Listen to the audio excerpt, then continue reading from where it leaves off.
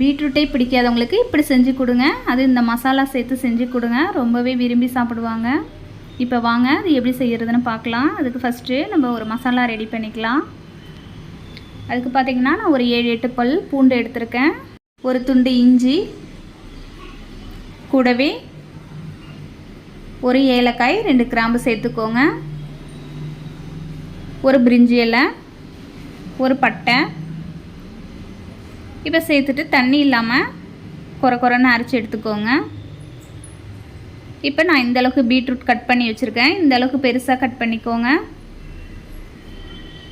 சின்னதாக கட் பண்ணிங்கன்னா குழஞ்சி போய்டும். இந்த சைஸுக்கு கட் பண்ணி எடுத்துகிட்டு ஒரு கடாய் வச்சுக்கோங்க. கடாய் சூடானோடனே 1 டீஸ்பூன் நெய் சேர்த்துட்டு,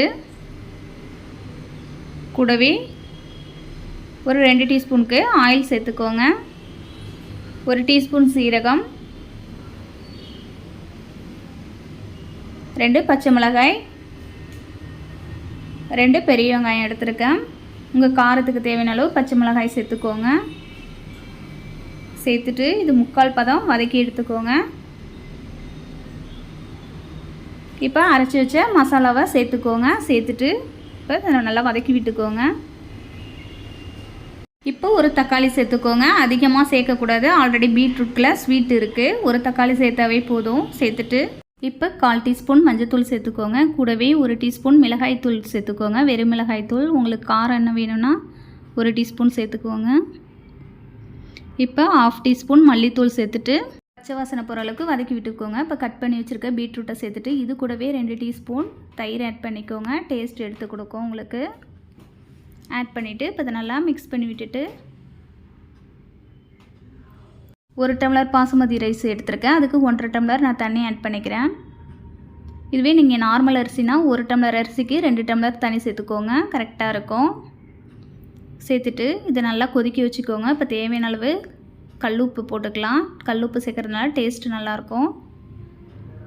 இப்போ இது நல்லா கொதிக்கிட்டோம். நீங்கள் ஸ்ட்ரைட்டாகவே குக்கரில் ரெடி பண்ணிக்கலாம். இப்போ பாருங்கள், நான் ஒரு 10 நிமிஷம் பாசுமதி ரைஸை ஊற வச்சு எடுத்து வச்சுருக்கேன். இப்போ சேர்த்துக்கலாம். நான் குக்கரில் மாற்றிட்டு புதினா சேர்த்துக்கோங்க.